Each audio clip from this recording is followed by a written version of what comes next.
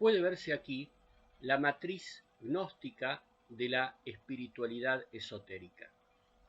Esta es palpable cuando los hijos de Acuario buscan la unidad trascendente de las religiones. Tienden a escoger de las religiones históricas solo el núcleo esotérico, del cual pretenden ser guardianes. En cierto modo, niegan la historia y no aceptan que la espiritualidad pueda tener sus raíces en el tiempo o en ninguna institución. Jesús de Nazaret no es Dios, sino una de las muchas manifestaciones del Cristo cósmico y universal. La cita de Vernet ya mencionada. El componente psicológico de este tipo de espiritualidad procede del encuentro entre la cultura esotérica y la psicología. La nueva era se convierte así en una experiencia de transformación psicoespiritual personal, que se contempla como algo análogo a la experiencia religiosa después de una crisis personal o una larga búsqueda espiritual. Para otros procede del uso de la meditación o de algún tipo de terapia, o de experiencias paranormales que alteran los estados de conciencia y proporcionan una penetración en la unidad de la realidad. Se cita el trabajo de Gordon Melton de la New Age Encyclopedia de Detroit, 1990. ¿Narcisismo espiritual? Diversos autores ven la espiritualidad de la nueva era como una especie de narcisismo espiritual o pseudo-misticismo. Es interesante notar que esta crítica ha sido formulada incluso por David Spangler, un importante exponente de la nueva era que en sus últimas obras se distanció de los aspectos más esotéricos de esta corriente de pensamiento. Spangler escribió que en las formas más populares de la nueva era, los individuos y los grupos viven sus propias fantasías de aventura y de poder, generalmente de forma ocultista o milenarista. La característica principal de este nivel es la adhesión a un mundo privado de satisfacción del ego y el consecuente alejamiento, aunque no siempre sea evidente, del mundo. En este nivel, la nueva era se ha visto poblada por seres extraños y exóticos, maestros, adeptos, extraterrestres. Es un lugar de poderes psíquicos y misterios ocultos, de conspiraciones y enseñanzas escondidas. La obra de David Spangler, a que se refiere y de donde está tomada esta cita, es The Rebirth of the Sacred, o sea, El Renacimiento de lo Sagrado, Londres, 1984. En una obra posterior, David Spangler enumera lo que considera elementos negativos o sombras de la nueva era: alienación del pasado en nombre del futuro, adhesión a la novedad por la novedad, indiscriminación y falta de discernimiento en nombre de la totalidad y de la comunión, de donde la incapacidad para entender o respetar el papel de los límites, confusión de los fenómenos psíquicos con la sabiduría, de la canalización con la espiritualidad, de la perspectiva de la nueva era con la verdad última. En el glosario final vamos a mencionar el concepto de canalización. Esto de David Spangler está tomado de su libro The New Age, Issaquah, 1988. Pero, al cabo, Spangler está convencido de que el narcisismo egoísta e irracional se limita solamente a unos pocos miembros.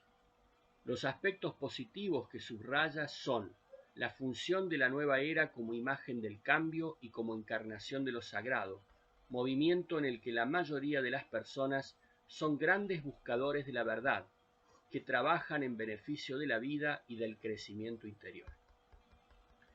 David Tulan, un jesuita americano que pasó varios años en el ambiente de la nueva era, analiza el aspecto comercial de muchos productos y terapias que llevan la etiqueta Nueva Era, New Age. Observa que los seguidores de la nueva era han descubierto la vida interior y se sienten fascinados por la perspectiva de ser responsables del mundo, pero que también se dejan vencer fácilmente por una tendencia al individualismo y a enfocarlo todo como objeto de consumo. En este sentido, aunque no sea cristiana, la espiritualidad de la nueva era tampoco es budista, por cuanto no implica la negación de sí mismo. El sueño de una unión mística parece conducir en la práctica a una unión meramente virtual que al cabo deja a las personas aún más solas e insatisfechas. El Cristo cósmico. En los días primeros del cristianismo, los creyentes en Jesucristo se vieron forzados a hacer frente a las religiones gnósticas.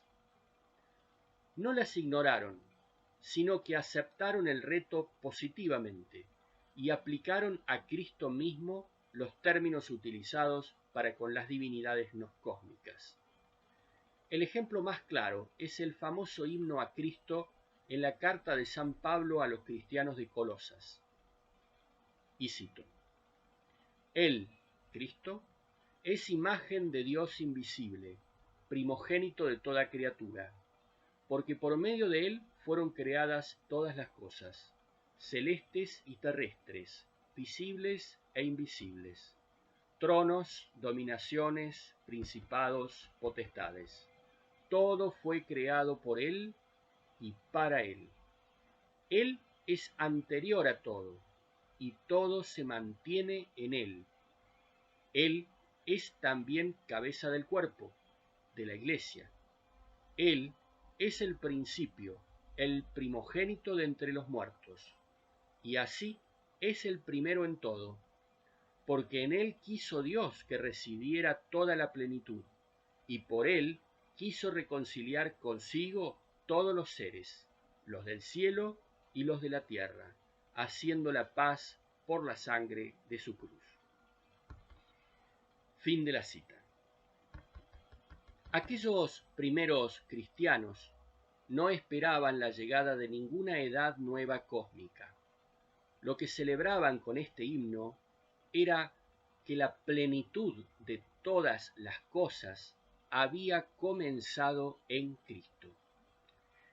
En realidad, el tiempo se ha cumplido por el hecho mismo de que Dios, con su encarnación, se ha introducido en la historia del hombre. La eternidad ha entrado en el tiempo. ¿Qué cumplimiento es mayor que este? ¿Qué otro cumplimiento sería posible? Esto está citado de la carta apostólica de Juan Pablo II, tercio milenio adveniente, 10 de noviembre de 1994.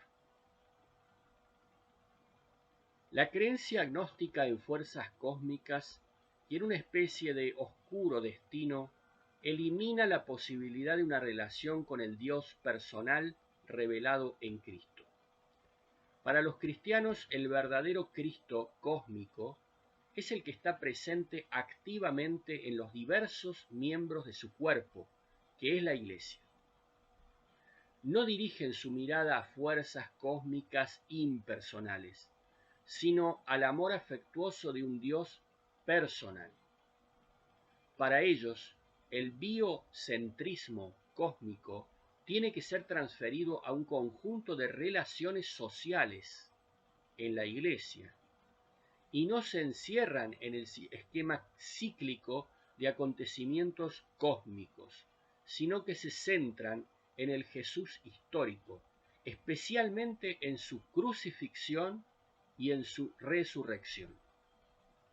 En la carta a los Colosenses, y en el Nuevo Testamento hallamos una doctrina de Dios distinta de la que está implícita en el pensamiento de la nueva era.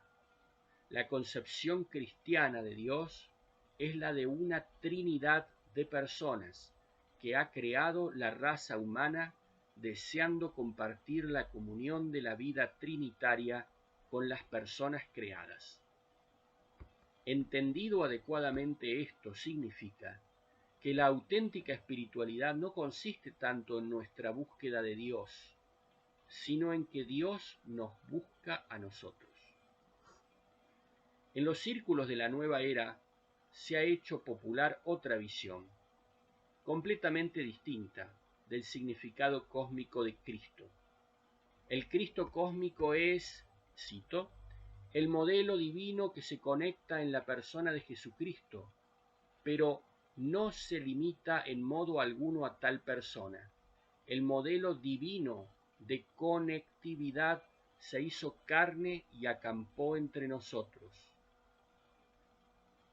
El Cristo cósmico es el guía de un nuevo éxodo de la servidumbre y de las ideas pesimistas de un universo mecanicista, newtoniano, lleno de competitividad, ganadores y perdedores, dualismos, antropocentrismo y del aburrimiento que sobreviene cuando nuestro maravilloso universo se describe como una máquina privada de misterio y misticismo. El Cristo cósmico es local e histórico, indudablemente íntimo a la historia humana. El Cristo cósmico podría vivir en la casa de al lado e incluso en el interior más profundo y auténtico del propio yo. Fin de la cita. Matthew Fox, La llegada del Cristo cósmico, San Francisco, 1988. Aunque posiblemente no todos los que están relacionados con la nueva era estén de acuerdo con esta afirmación, sin embargo, da en el clavo y muestra con absoluta claridad dónde estriban las diferencias entre estas dos visiones de Cristo. Para la nueva era, el Cristo cósmico aparece como un modelo que puede repetirse en muchas personas, lugares o épocas. Es el portador de un enorme cambio de paradigma. Es, en definitiva, un potencial dentro de nosotros. Según la doctrina cristiana, Jesucristo no es un simple modelo, es una persona divina cuya figura humano-divina revela el misterio del amor del Padre hacia cada persona a lo largo de la historia. Juan capítulo 3, versículo 16. Vive en nosotros porque comparte su vida con nosotros, pero esta ni se nos impone ni es automática. Todos los seres humanos están invitados a compartir su vida, a vivir en Cristo.